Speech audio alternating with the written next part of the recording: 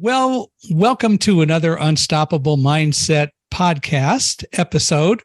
Glad you're with us. Today, we are going to have a chance to talk to Mayme Doumbia, who is a person I find really interesting. She is the president of Coaches of Color, and she's the main driving force behind Xcelsior Coaching. And we're going to learn all about that as we go forward. So I'm not going to give anything away. I've read her bio, but I won't cheat and tell you. I want her to tell you all about that. Anyway, Mayme, welcome to Unstoppable Mindset. It's really a great pleasure to have you here. Thank you, Michael. It's good to be here. Well, why don't we start? I love to start this way by you telling us a little bit about kind of the early Mayme growing up and all that sort of stuff that got you to where you are. Oh, the early Mayme. How long do we have? Well, whatever you choose. So as long as I have computer memory, we're good. Well, that's good to know. So early Mayme, I grew up as a child of an immigrant. I came here when I was 13 years old. My parents and I and my sisters and siblings, we came here due to wars back in Africa. So I grew up in a home where it was always loving, it was always active. And what brought me to the Mayme today was actively just paying attention to my surrounding, learning from everyone around me, especially my father and my brothers. I was always the girl who followed the leaders in the house, or at least that's who I saw as leaders. So it was always fascinating to me to understand why they made some of their decisions and why was that acceptable in certain circumstances. So as the person who I am today, I think I learned the daring aspects of my father, my brothers, and just learning over time from them about what does it mean to be authentically you and how to show up. So you were the only girl? No, I was not.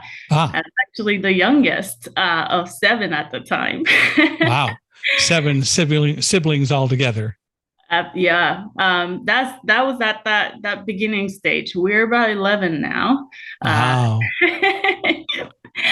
And I am not the youngest as much as I love my younger sister. I lost some of those benefits. Well, but you have the memories and you can pass it on to her. So that seems fair. Yeah, it's definitely she's lovely.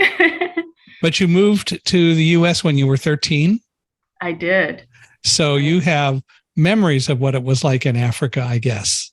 I did. I still do. So what caused the family to move? What was kind of the final straw that made you all decide to move, or made your parents decide to move you all to America? So my parents came here because there was a war. We migrated from Liberia initially to the Ivory Coast due to a war. And then when we got to the Ivory Coast, they had a civil war. And that's when our parents had the opportunity to move here as refugees at a younger age. I didn't really remember as much the importance of that step until now as an adult. I was just excited for an adventure and just something different. But over time, the realization really dawned on me that they were trying to find a better space and opportunity for their children and for them to be in a safe space. Mm. So when they came over here, what kind of work did they take up? My parents really worked into the healthcare field. It was always a passion of my mother, especially. And so she worked in caregiving homes and taking care of other elders. For me, I wanted to become a doctor at one point. I wanted to become a cardiovascular surgeon when I initially started this journey.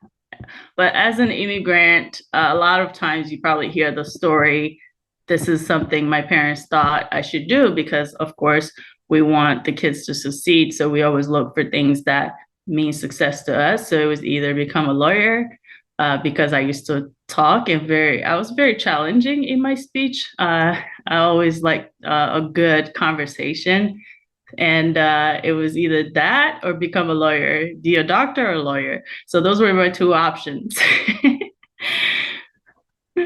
And you went off in different directions, though, didn't you?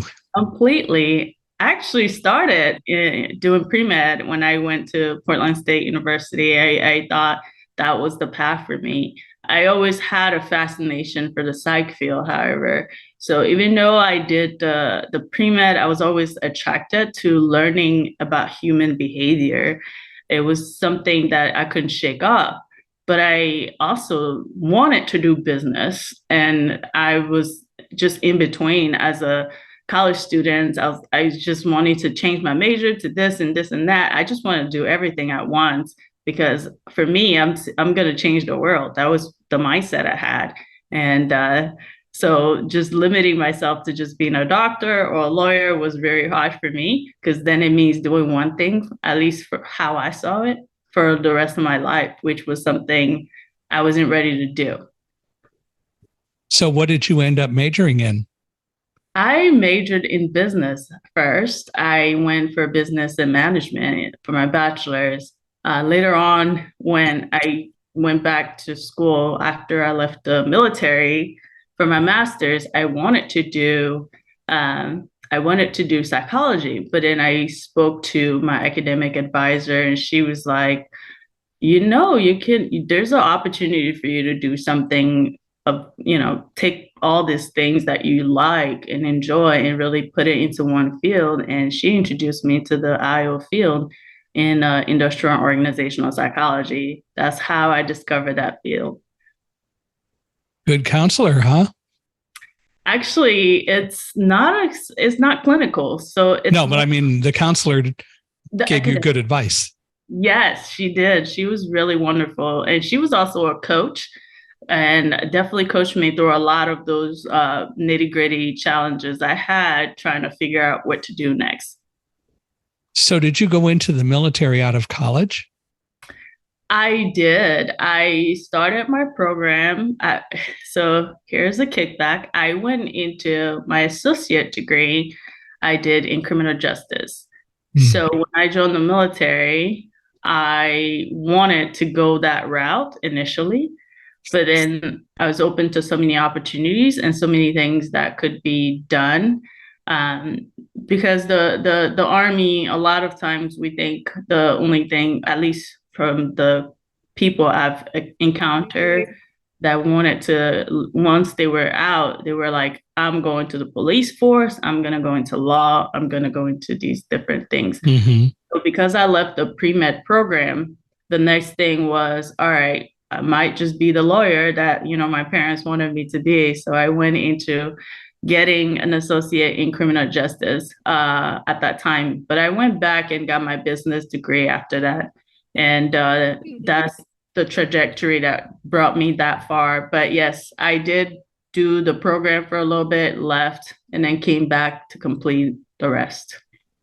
So how long were you in the military? I was there for like 4 years. Okay. And you did that because you just thought that would give you a better inroad to go to where you wanted to go in terms of a career once you graduated, once you left it? Oh, no. So I was a big fan of the Army when I was a kid. And I know it's contradictory to what my parents wanted me to do because I always found that they were the ones that protected me when I needed that protection. It was, the Army that helped evacuate some of the people that were during the war. So I always wanted to give back. I wanted to do something in return. And that was why I joined the military. It didn't have any motivation towards career or anything. So what did you do in the military? I went into logistics. So I was a logistics specialist, and then I was the armor for a couple of years before I left. But I ended up doing so much that sometimes I always ask myself if it if I'm even like one thing. And I think that was one thing that I really enjoy about it, because there were so many opportunities to do so many things. I was attached to an engineering unit, so I learned a lot about engineering as well. So did you travel a great deal in the military, or were you mainly based in the States, or what? I did travel a little bit, but yeah, mainly based in the state. I was stationed in Fort Knox, so Oh. I had to protect the gold, make sure nobody comes and steal it. While it was still there anyway. Yeah. But then you left and you went back then, I guess, into college. Yes. Uh-huh.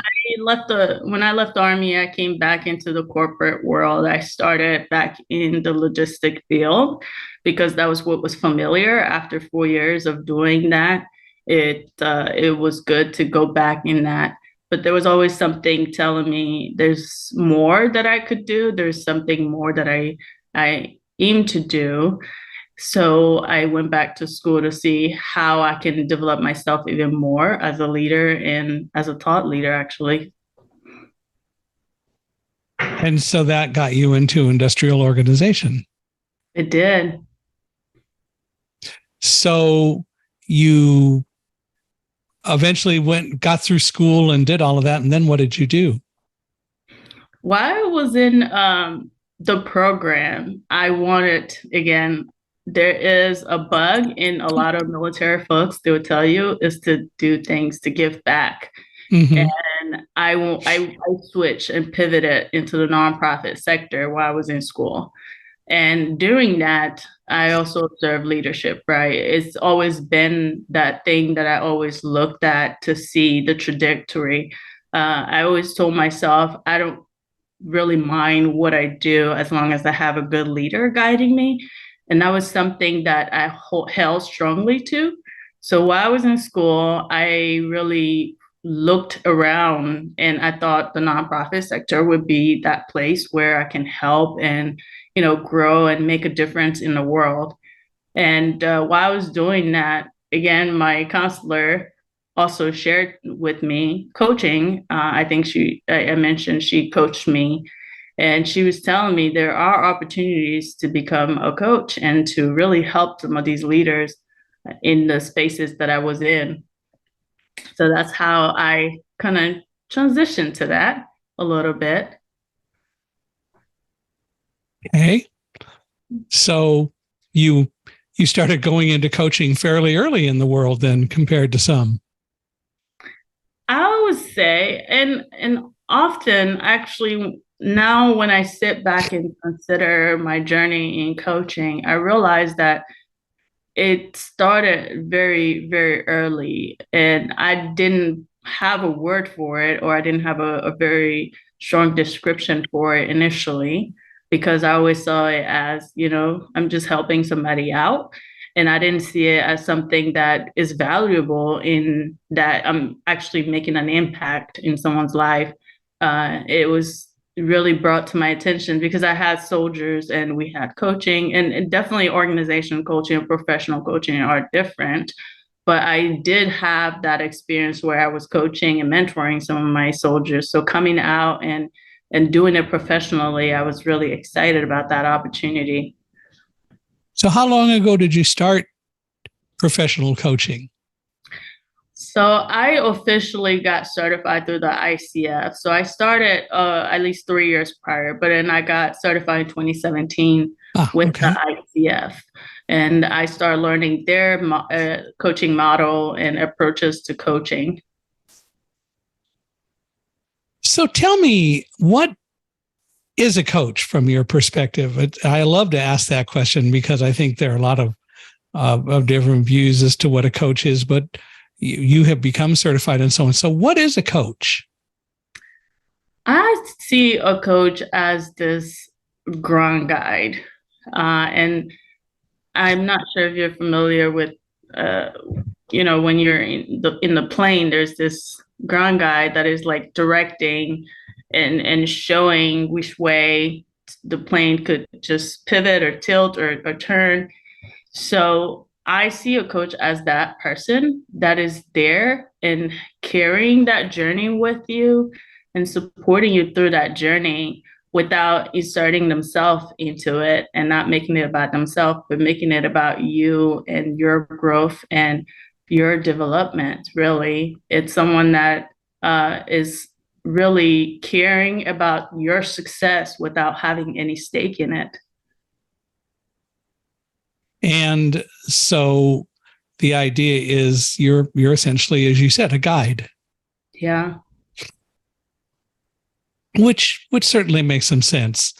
So, among other things, as I mentioned earlier, you are the president of Coaches of Color. Is that an organization that was already in existence, or did you help form that, or what? Actually, I helped formed it. It was a space that was created for coaches like myself who wanted to connect and who shared similar backgrounds and challenges.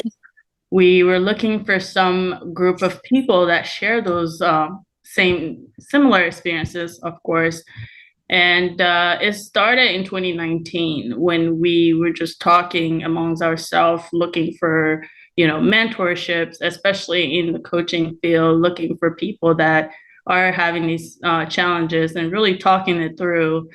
And it really changed in 2020 because it became something else. We didn't expect it to be what it was, which was a safe space. Coaches were supporting clients, especially during the pandemic and when George Floyd was murdered. And there was nowhere for them to really be taken care of because they were taking care of everybody else. So while it started just as a place to learn, it became a place for support and mindfulness. And we shared so many experiences and talked about how we felt and how this experience is impacting us too as individuals. Over time, it grew into something where we can get trainings and we meet and we still carry out the initial goal, which was to have a space to support each other and to create together and really embrace the differences that we have in a really impactful way. You have a pretty broad experience of everything from being in the military to being a student, a college student, and a migrant who spent almost 13 years in a lot more challenging situations. How has all of that affected your approach to coaching and what you do? So it definitely taught me the importance of embracing the unique experiences that we all have. It created this holistic approach that I always see people as by embracing their diversity and just fostering a place where they can feel included. It created something that I didn't even expect, Will, because I think the common thing that we see is that so people work in one place and they have this vast of experience and they come in from the workplace and that was the culture that we were used to. But my experiences have shaped who I am today and I won't trade it for anything. And it created the philosophy which is holistic growth, right? We can be a part of so many things and be the same at the same time. And I think about how, I always describe it as a spirit animal, like a panther. It's the only animal that is not at least from one family. It comes from different families, but you can only identify it by its spots, but it's very unique. So a lot of what I've experienced have shifted my perspective in the world. It created this person who is open-minded, who can really see people from different angle and still see that uniqueness about them. Is that something that is taught or projected in the whole certification process through the ICF? Do you think that your experiences are a little bit different or augment that? How do your experiences just gel with the standard certification process and what the federation expects out of coaches? So I think there is a blanket approach to what, a coach is, and I probably did not have the description right in that regard. I won't know what they expect exactly in terms of my experiences, or if even people share that, because I always see my experiences are unique to me and everybody else's experiences are unique to them. I'll definitely say that it creates a lens that is different, and it brings about conversations that may not have been discussed or addressed, because we always see similar people in the coaching industry or in the coaching field. But now, because we're having these conversations and really embracing these differences, we're seeing that there are more conversation around the inclusion of everybody, right? It's not just coaching for just one person or executives, or we're not just coaching for bad behaviors. We're coaching to help people grow and develop. And that in itself is a shift in how people view coaching in general. Mm-hmm. And that really makes sense, because everyone is unique, everyone is different.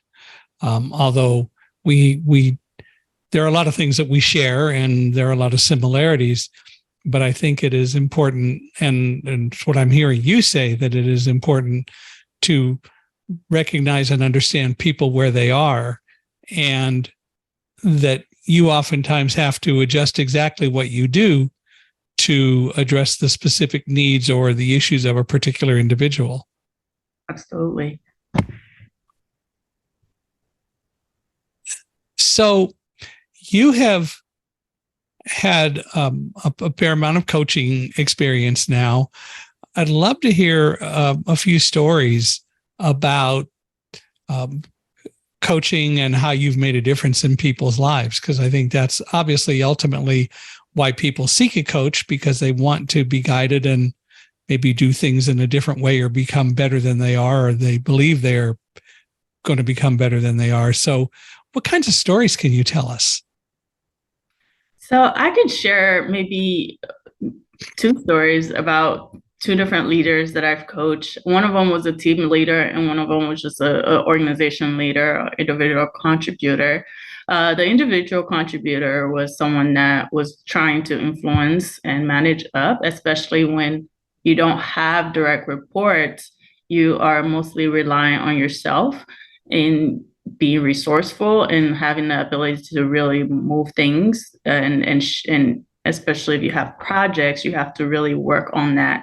So the individual contributor, I helped really see their resources that they had before even getting to that position, because I think a lot of leaders find themselves in these places and they feel like they're helpless, they're not able to change minds or really move certain projects the way they should go. So by working and coaching with me, we started identifying some of the resources that they already had and some of the influence that they had that they didn't even realize that they did, the connections and networks that they created. So doing that was really eye-opening for them. They realized that they could actually speak and communicate with different people easier, without feeling like they were being boxed in or maybe ignored or felt like nothing was moving on the needle. The other one was a team leader who was really working towards creating a space for his team to be a very effective team. Well, while working with them, the team dynamic was really wonky a little bit. There was not much communication, a lot of backstabbing, and we were working around why that was, and always try to find the root causes when it comes to coaching leaders, like what's happening. And we realized that it was a lot of lack of clarity and expectations and goals. So once we start creating things like that in our coaching, it starts seeing that the team was working together more. they shifted their perspective because they were trying to work towards something instead of working against each other. And over time, they built like collaboration, it became more productive, and they felt more satisfied, at least from the survey that they shared. There was more transformations happening in that. So how do you judge or determine that you had success in both of those two situations? Based on my client perception, because success is based on what they see success as. So I always ask them and make sure that we have a clear goal in the beginning, we have clear expectations, and we have a clear understanding of what success looks like for the sessions and the arrangement. Once we do, when we work towards it, we start to gauge, are we getting close? Are we getting farther away? Are we working towards anything? So based on those metrics that we established in the beginning of our coaching agreement, we can determine that we've achieved what we came to do. So you believe that you've been pretty successful at being able to guide people and help them make a difference, needless to say. Absolutely. So I know from everything that you're describing that you take a pretty holistic approach to coaching in terms of dealing with the individual, their identity, and all of their specific attributes and so on. So what I'm curious about is, how does this perspective deal with and benefit the leaders and the people that you do coach? And how do you actually create a nurturing environment to make the successes happen that you do? So I see my holistic approach is just really seeing the person in every aspect of who they are, right? So a lot of people often separate themselves from the personal and the professional because they have this, I guess, concept of dual personality where I'm somebody else at work and I'm somebody else at home, which is true to some degree. But in a lot of ways, you are the same person going into those spaces. And when you're addressing someone in those spaces, is understanding that you can wear different hats, but you cannot be different people. And when you understand, so for example, if someone is tired at work or really short with others because they're tired from home, they're trickling down into each other. When you in a remote work, you're working from home now. So there's like lack of separations to even talk about now when you're saying working from home and working maybe 6 to 12 hours a day, depending on the organization. The barrier has lessened. There's less and less barrier between who you are at work and who you are at home. And we try to really implement how to work around that, how to really find your identity, your values, the influences and life experiences in that, and really shape the person you want to be. So you're consistent across the board. And it brings us to the authentic you, right? You can be authentic at work and authentic at home, but if you're not really able to show up in those two spaces, you're always going to be switching, which can be very exhausting, at least for a lot of leaders. And how we help you is really to understand you have the ability to be authentically you. Of course, at work, it would be the professional you. That's your professional hat. And at home is the personal you, and that's your personal hat. But you are the same person that is showing up in those spaces. How do you, well, let me do it this way. Have you ever had any situations where, as you're trying to establish a relationship and work with someone, and doing the things that you do, that it hasn't worked out, that somebody just couldn't relate to the coaching techniques and so on that you're using? Yes, it's rare because I always look at the person from what their values are and not really impose on things. But I had a few members and who did not identify with it. I also find that there are people that are not ready to really tap into some of the experiences or goals that they have in that way. And that could be that maybe they're just not willing to, or maybe I'm just not the right coach for them. And I can totally accept that I do not have the answer for it all. In fact, I'm not the answer for it all. I am just there as a guide and supporting the growth and not trying to tell people what to do or how to do it. So I do agree that I will not be for everybody. What do you do when you discover that you're just not right for some person? We have a conversation around that.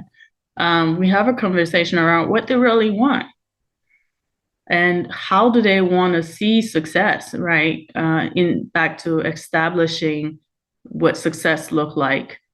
So is it something that we're doing differently that does not resonate, or is it that we're not getting to the success that you're wanting?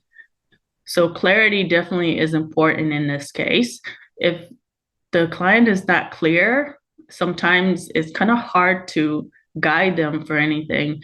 And over time, sometimes we discover that clarity that they're looking for through coaching, but sometimes everyone is not patient enough to get to that point. So when you expect result before putting the work in, sometimes it's very difficult to help. People, it seems to me, oftentimes have a lot of difficulty in doing introspection and really looking at themselves, and they don't want to take the time to do that. And it's difficult sometimes, I would think, to get people to really look at themselves in a friendly way, because you obviously aren't trying to threaten people, and people shouldn't take self-analysis as a threat, but a thing that is valuable and very helpful to do. When you find people who are resistive to doing that, how do you get them to think about, well, I really should maybe look at what I do. Maybe there are things I can learn from what I've done in the past and improve it. I always talk, I actually really enjoy taking the positive intelligence assessment, right? And it's called the 9 ways we sabotage ourselves. And it's a very fascinating awareness type of assessment. I encourage most of my clients to take it before we have a conversation, and then we talk about their strengths.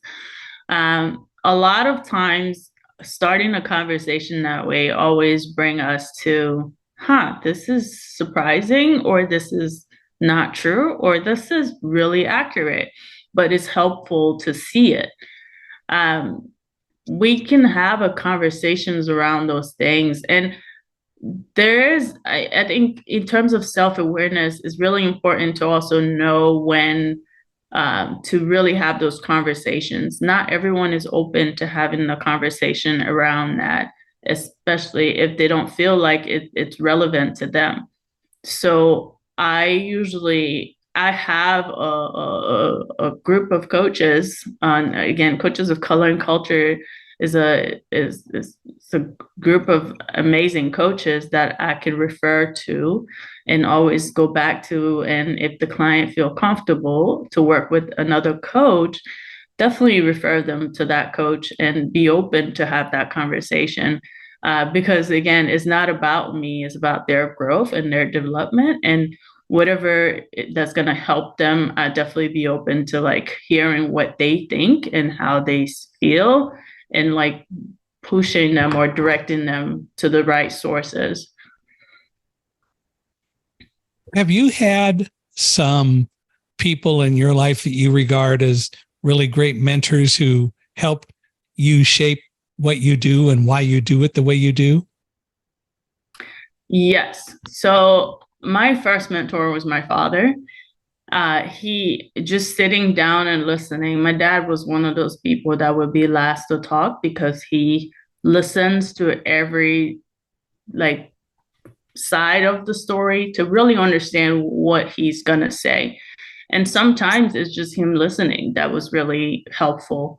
The second mentor that I discovered was Miles Monroe, and he's been a very instrumental person in my life.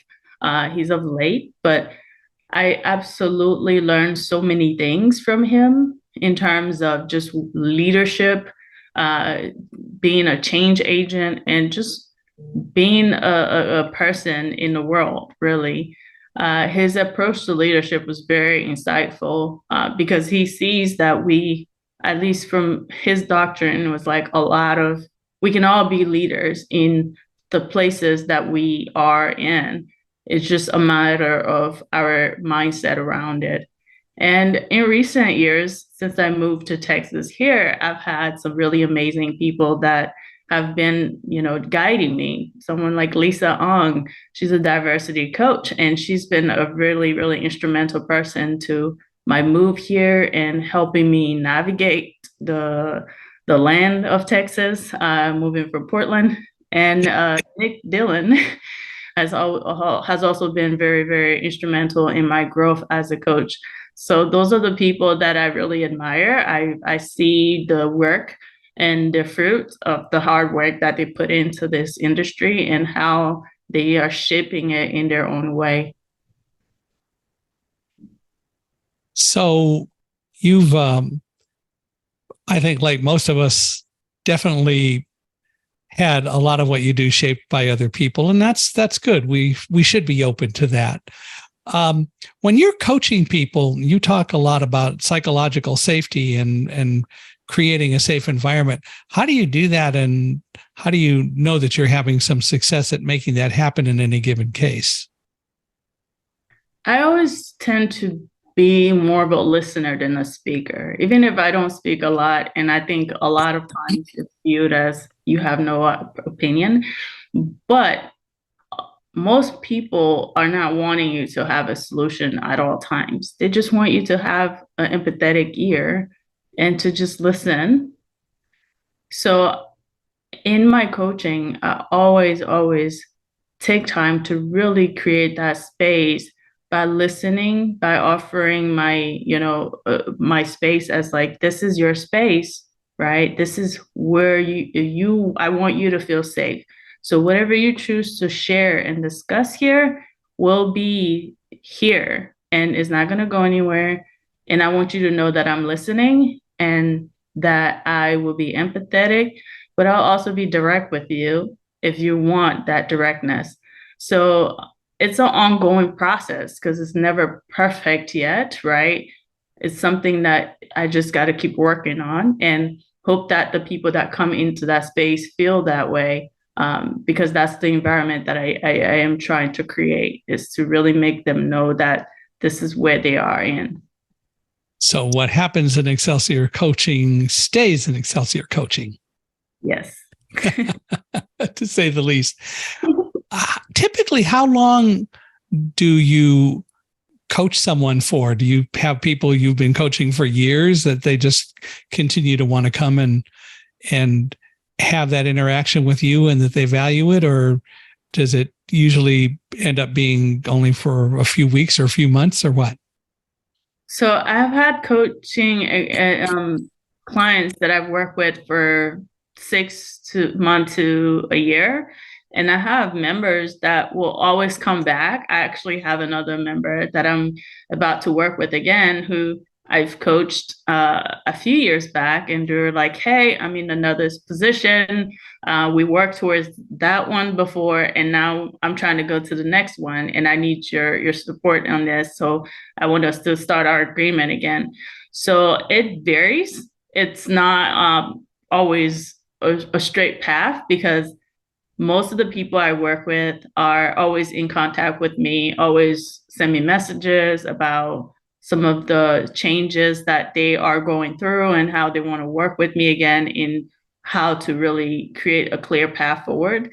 And I have people that just stay in touch with me and became my referral. And they would tell me like, hey, I know someone who would really benefit from your coaching. I think that it was so impactful. It changed my life. And I really believe that this is useful for them as well. So it varies a lot in depending on the individual and their space in life and what they see as beneficial. Do you typically do coaching in person, or do you do a lot of it virtually? A lot of my coaching has been virtual. Since so before the pandemic, it was in person. I did a lot of facilitation around mindfulness, and then the pandemic started, and everything. It felt like a pause for at least a year there because a lot of in person was not happening. So we all had to like adjust to the virtual world and talk to people in different spaces, like Google Meets and Teams and Zoom, like you and I are talking right now. Do you find that it's worked out pretty well to do virtual stuff? I mean, you're right. The pandemic made a big difference in a lot of the ways we do stuff. And so do you find that doing a lot of coaching virtually still continues and the people accept that? Do they want to get back to the way it was before, or is hybrid really working? I definitely believe that depends on who you ask, right? There is still that space of we're all figuring it out. We're all trying to see what works better, what's more effective and more efficient. I have a lot more clients virtual than I have in person because most of my clients, at least about 80%, are overseas or in Europe or something. Well, yeah. So there's there's no opportunity to really meet them in person unless I travel to them or they travel to me. The clients that are here will prefer maybe once or twice in-person meetup. But again, Texas is such a big space that when you talk about commute time and you consider all that driving to just meet for an hour is very valuable to some members. But others are like, I think I just save that commute time so I can prepare for my next meeting since we're still figuring out what that hybrid workplace look like for them. So it varies and depends on the clients. I always try to accommodate, especially if my clients want to meet in person, because I also know the importance of in-person contact and really having someone right there in front of you to talk to. How did you get so many clients overseas? That's intriguing. So social media. And also working. So I started working for different platforms like, Better Up at first, and started seeing that a lot of the clients were really just phenomenal people that work for various companies that are not located in state. And I also started getting in touch with people that knew people that were not here. And when you have a network, especially places like LinkedIn, that connects everyone from around the world, it becomes a norm to really have someone that maybe worked here for like 2 years and then got transferred overseas. And now they have a team that they're mentoring and they're bringing you along to help their team. So it's such a global world that we live in that it's becoming a norm for coaching, at least to have clients all over the place.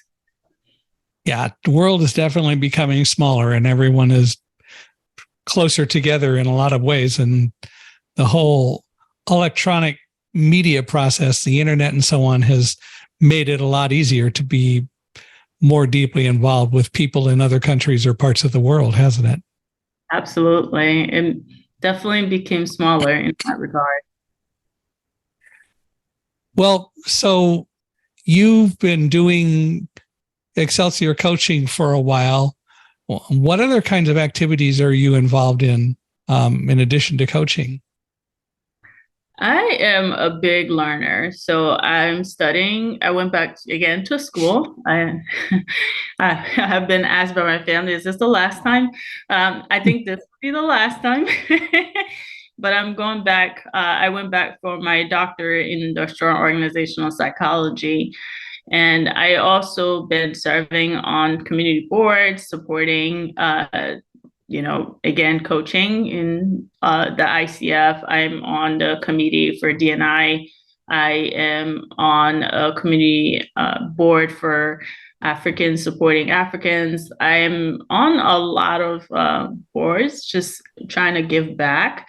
I think going back to what I said earlier about veterans and military folks, always wanting to give back, always in the heart of service and wanting to support and help as much as we can. So that's always been my passion, and just changing the world that way. That's what I hope to do. Does the board work take a lot of time? It does. It does, but I think it's time worth it. At least for me, it brings me joy. I think one of the things that I always look forward to do is I look for things that brings me energy, and service definitely brings me energy. It gives me joy to see that I've impacted in some way. Well, you can't really kind of argue with that. So which is fair. So you're serving on a lot of boards and doing the things you do. How does that affect or shape your coaching practice? I think in back to the holistic aspect, I am that same person, right? I am that person that love to give. So in my coaching, I am creating that space for people to really grow, but I'm also serving and leading the way I expect the leaders to do. So in my approach, how I view leadership is someone that is leading by example, and not expecting people to do something, like do as I say and not as I do type of leadership. So I often take that space and that step to go out of my way sometimes, not always, because I think there needs to be a healthy boundary in how you're serving and how much you're giving, so you're not draining yourself. But I always see my approach to leading as doing the work and being in front of it and showing that it could be done and not just expecting others to do it. So in how it impact that, I think it just bring it full circle as who I am as a person, as an individual, and what I love to do. Well, you said that you like to be a learner and that you are always valuing learning. So being on a lot of boards and associating with people in a lot of different environments, and also through your own coaching experiences, do you find you learn a lot? Do you learn a lot from your clients? Do you learn a lot from the different kind of board things that and positions that you hold that down the line help to shape what you do in terms of coaching and how you deal with people? Absolutely. I'm always learning from everyone around me. I'm learning from these experiences, because I can see, I take the knowledge that I've learned previously to bring to these spaces, and then learn from it to take to other spaces that would need that learning opportunity. So for like the board, for example, and being in those spaces, I try to keep an open mind, because that's the only way you can learn. And in coaching, I have to, keep an open mind, because that's the only way I can learn from my clients. The only way, you just have to come up with with curiosity. And I'm always curious, which is why I found that, coaching has been such a good calling for me, because I'm always curious in clarifying the values and the goals. And when those things align, I definitely think that there is so much opportunity for everyone, not just me, to grow and learn. Because the end goal for me is that we come out of there knowing something about each other, knowing something about the purpose that we brought there, and knowing something about the people we serve. Can't argue with that. So tell me a little bit more about Coaches of Color. As an organization, what kinds of things do you think that it is affecting? And just tell us more about that. It's a fascinating. I've never heard of it. Would love to learn more. Okay, so Coaches of Color has, again, I said that we working towards connecting. We want people to come in, coaches and organizations to come in connecting and learning. Again, back to the learning aspect, because the coaching field hasn't been dominated with a lot of people of color. And now you're seeing this more and more, but we want the workplace to reflect some of the people that, we have. So if your workplace is reflecting diverse and inclusive group, you want coaches that reflect that. You want people that have those backgrounds and experiences to really help your employees. You want them to be there to really give you that perspective that maybe you may not have or did not understand. So it's creating that, like closing that gap, I would say, where culture and I guess inclusion just meet in a way, because we have organization culture and you have the coaching culture, but what if you could merge those two to create a more impactful organization and a more impactful coaching landscape? So that's what we're hoping to do. We offer trainings quarterly for our coaches. And we also try to partner with organizations that are looking for opportunities to connect with coaches of color and culture to support their employees. So it's twofold. And actually, October 20th, we have our first virtual conference, and we're going to talk about the integration of diversity in coaching to really create more awareness around just bringing those two things together and really shaping the world that we're trying to create together. Well, so how large do you think that conference will be? I'm sorry? How large do you think that conference will be? How many people will be coming to that? I am not sure. So I try not to look at the numbers. And we're looking for quality over quantity, to be honest. We don't want people showing up just because they feel like this would be great for whatever reason. We want you to show up because you're open to learn, you're open to contribute, and you're open to really becoming a change agent. So I've actually not looked at the numbers. What we project is to have at least 100 people there. It's our first conference, and we really hope to see more people show up, but people that are really interested in seeing the landscape change and those that are change agents. And Coaches of Color and Culture is not an exclusive group. We welcome everyone and allies, but we want to make sure that people know that we want to support the underrepresented groups, the underdogs in the field, if you will. You think that will involve not only people of color and coaches of color and culture, but do you anticipate trying to involve other groups like persons with disabilities and those sorts of things? Absolutely. So the reason we call it Coaches of Color and Culture is the culture part aspect of it brings everyone, right? It's creating what is it, your culture? Because I have a disability, is one that is invisible. But I consider that even though I'm a person of color, I am also a person of culture, not just because I am not, I have a different background, but because I have different experiences that I bring to the table. So it is inclusive to everybody in that culture aspect. What kind of advice would you give to someone who is interested in coaching and wants to learn more about it and become successful? What would you advise them? I'll say, in order to do that, you want to start by clarifying your values and your goals. A lot of times, we don't take the time to really see what our real values are. and what are we trying to accomplish? And I think when you can create that, you can create a plan that aligns with your action, that can connect that action to your vision.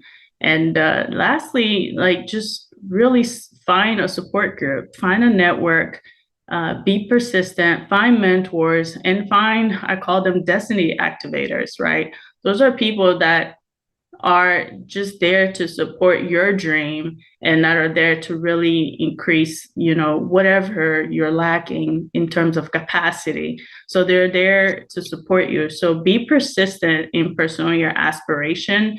There's no one size fit all. I think in terms of just the world we're living in is so diverse and always shifting that there's nothing that I will do that maybe easily replicated or someone else would do that you can just replicate. It's good to learn from others, but it's also important to really find what makes you unique and really push for it and make a difference the way you can authentically, look at me, authentically, without really trying to be somebody else. If somebody wants to become a certified coach, how do they do that?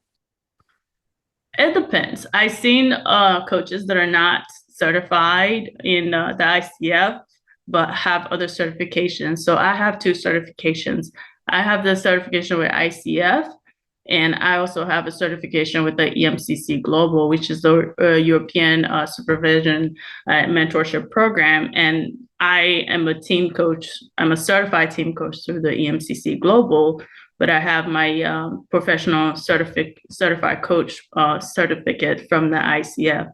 So I would say, talk to other coaches first, talk to people that already have the certification you're interested in, ask them about the paths they've taken. There's so many different coaching schools, and see if this is something you really want to do, or is it something that you feel called to do, and like ask them for their advice or mentorship. A lot of times I think we get information and we just run with it. Sometimes it's good to ask for guidance. And if you can get that, you might have a better idea and be more prepared going into the coaching industry. Because unfortunately, one thing you don't learn in those spaces is how to run a business. So unless you're trying to be an internal coach, you might want to start asking more questions around how people started as a business and see if this is something you want to do before jumping into it. And I would say start looking into the ICF, the EMCC Global, and talking to people that are already in the field. And ICF stands for? The International Coaching Federation. Okay. If people want to reach out to you and learn more about what you do and maybe explore working with you as their coach, how do they do that? You can definitely find me on LinkedIn at maymedoumbia.com on LinkedIn. And I have my website, Xcelsior Coaching.com. Could you spell that, please? Xcelsior. So a play of word there. I took out the E in front of the Xcelsior. So it's Xcelsior. So Xcelsior without the E. So and then Xcelsior Coaching.